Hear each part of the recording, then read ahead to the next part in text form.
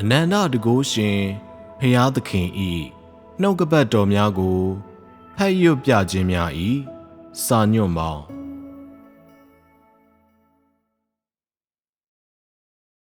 စัจ java လာတစ်ခုလုံးအတွက်ဖျားသခင်ဤနှုတ်ကပတ်တော်များအခန်း30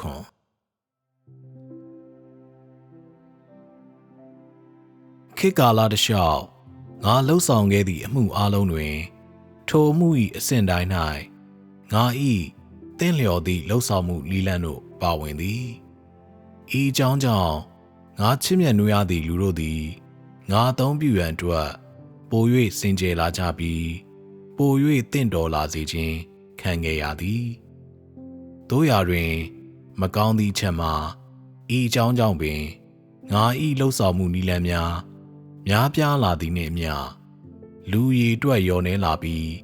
ဤသည်ကလူတို့အားနက်နက်ရှိုင်းရှိုင်းစဉ်းစားတွေးတောမှုတွင်နစ်မြုပ်သွားစေခဲ့သည်ယနေ့ဤမှုသည်ထိုကဲ့သို့ပင်ဖြစ်နေစေဖြစ်ပြီးလူအများစုသည်စဉ်းစားတွေးတောမှုတွင်တဖန်ပြန်လည်ပါဝင်နေခဲ့သည်မှာမှန်ပေသည်ထို့သောဖြင့်ငါ၏နီလန်းများပြောင်းလဲမှုကြောင့်နောက်ဆုတ်ရမည့်လူချို့ရှိသေးသည်၎င်းကိုဤနည်းဖြင့်ဖော်ပြနိုင်လိမ့်မည်ဤအရာသည်ငါကြိုတင်ခွဲခန့်မှတ်သားခဲ့သောအရာဖြစ်တော်လဲငါလှုပ်ဆောင်ခဲ့သည့်အရာမဟုတ်ပေဖန်ဆင်းခြင်းအချိန်ကာလမှစ၍များစွာသောလူတို့သည်ကြာရှုံးခဲ့ကြပြီးငါ၏လှုပ်ဆောင်မှုနီလန်းတို့ကြောင့်များစွာသောလူတို့သည်လမ်းပြောက်ခဲ့ကြသည်သို့သောလူတို့မြည်သည့်အရာလှုပ်ဆောင်သည်ကိုငါဂရုမစိုက်ပေငါသည်မကျင်နာတတ်သို့မဟုတ်ငါသည်အလွန်ရက်ဆက်သည်ဟု၎င်းတို့ခံစားရခြင်းရှိသည်ဖြစ်စေမရှိသည်ဖြစ်စေ၎င်းတို့၏နားလည်မှုမှန်ကန်သည်ဖြစ်စေမမှန်ကန်သည်ဖြစ်စေရှင်းပြချက်ပေးခြင်းကိုငါရှောင်ကျဉ်သည်လူတိုင်းနှံ့ဆက်စွာနားလည်မှုရှိစေရန်နှင့်၎င်းတို့အဘယ်ကြောင့်ဆင်းရဲဒုက္ခခံရသည်ကိုနားမလည်ခြင်းကိုစီးတားရန်ဤဆွေးနွေးမှု၏အဓိကချက်ကိုငါတို့ဥစွာဝေမျှကြစို့ငါသည်လူတို့အားစွန့်အားသူတို့ကဲ့သို့တိတ်ဆိတ်စွာဒုက္ခခံစားရန်ပြုစေမည်မဟုတ်ထိုစားလူတို့သည်ငါအားမကြေမနက်ဖြင့်ညှဉ်းညူခြင်းမရှိစေရန်အတွက်အရာအလုံးအားငါသည်ရှင်းလင်းစွာဖော်ပြမည်ဒီနေ့တွင်ငါသည်လူအလုံးအား၎င်းတို့၏ပြစ်တင်ဆုံးမခြင်းကြား၌စစ်မှန်သည့်ချီးမွမ်းခြင်းတို့ကိုမွတ်ဆိုစေမည်ဤနည်းလမ်းမှာသင်တို့လက်ခံနိုင်ပွဲရှိသလောယင်းသည်လူတို့၏လိုအပ်ချက်များကိုဖြည့်ဆည်းပေးသလောပြစ်တင်ဆုံးမခြင်းကာလ၏အစပျိုးချိန်တွင်လူတို့သည်ငါအားထိခိုက်စော်ကားမှုမပြုလုပ်ကြစေရန်အတွက်ဤကာလ၏နောက်ွယ်ရှိရေဘူးရအတိတ်ပဲအားလူတို့ကိုငါဥစွာပထမပြောပြမည်အတိအကျပြောရသောမည်သူမျှမပြောင်းလဲရသည့်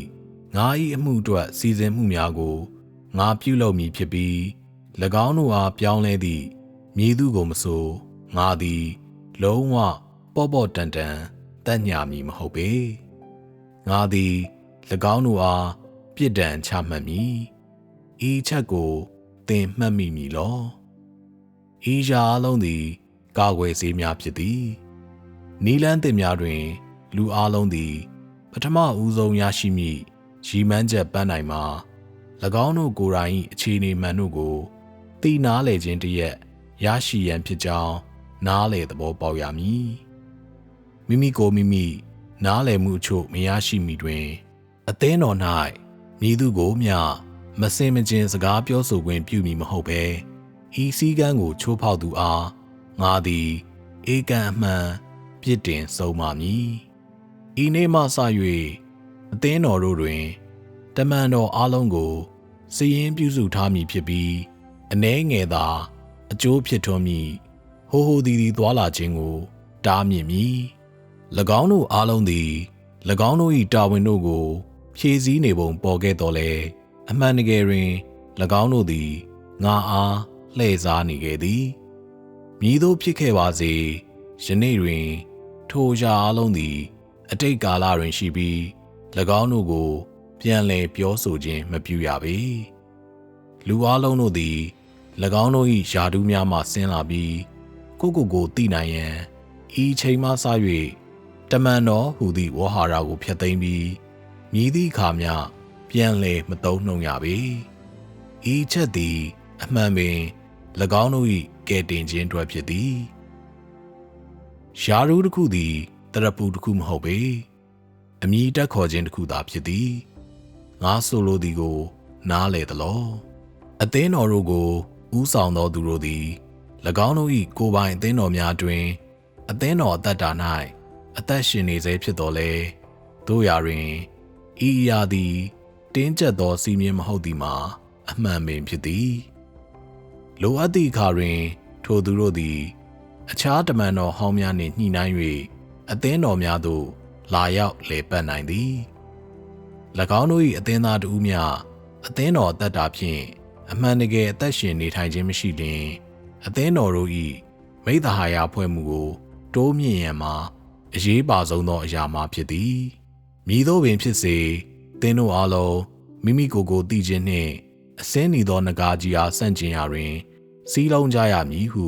ငါအလေးနက်ပြောရပေမည်ဤရာသည်ငါ၏အလိုတော်ဖြစ်သည်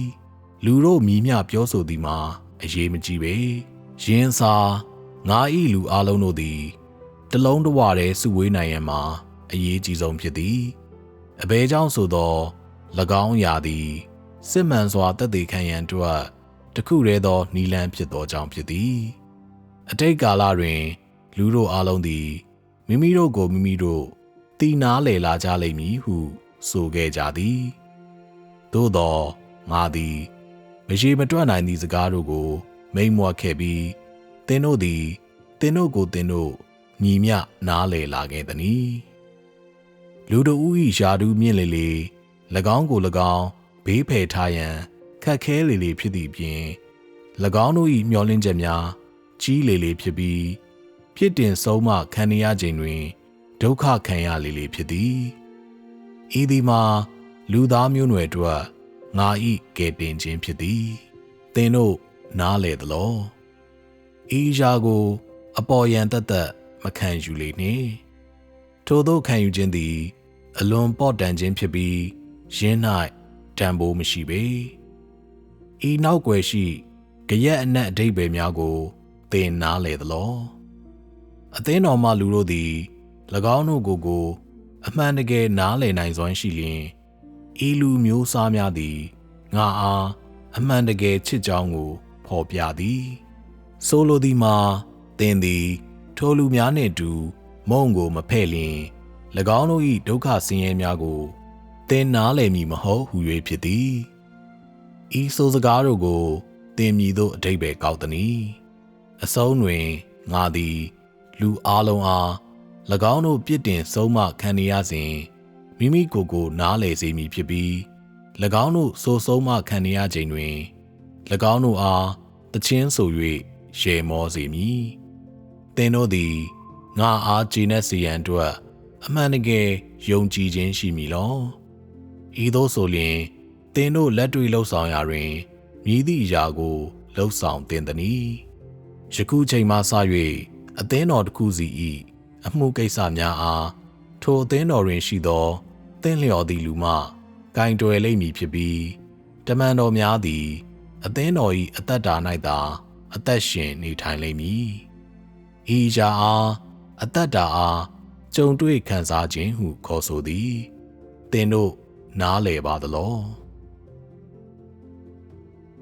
ပြစ်တင်ဆုံးမခြင်းသည်လူသားမျိုးနွယ်ပေါ်သို့တရားဝင်မကြားရောက်မီတွင်လူတို့အားလုံးသည်အဆုံး၌ငါအားကျေနပ်မှုပေးစေရန်အတွက်ငါသည်လူတို့အပေါ်တွင်ကြိုးစိုးနှုတ်ဆက်ခြင်းအမှုကိုပထမဦးဆုံးပြုလုပ်မည်နောက်ဆုံးမည်သူများသည်ပင်လျှင်မထွက်ခွာမီတွင်ဒုက္ခခံစားရမည်ဖြစ်ပြီး၎င်းတို့၏သက်သေခံခြင်းကိုပြီးဆုံးအောင်ပြုလုပ်ရမည်ဤသို့မဟုတ်လျှင်ငါသည်ထိုသူတို့အားပေါ့ပေါ့တန်တန်တတ်ညှာမည်မဟုတ်ဤချက်သည်လူတို့၏ ထိခိုက်စော်ကားမှုပေါ်ငါဤသီးမခံသည့်စိတ်သဘောထားနှင့်ငါပြောသည့်အရာကိုပြင်းမြောက်စေသည်ငါဤစိတ်သဘောထားကိုလည်းပဲပြသသည်ဤသို့ဖြစ်သည်ဖြင့်ငါပြောသည့်အရာကိုငါအမှန်တကယ်ဆိုလိုသည်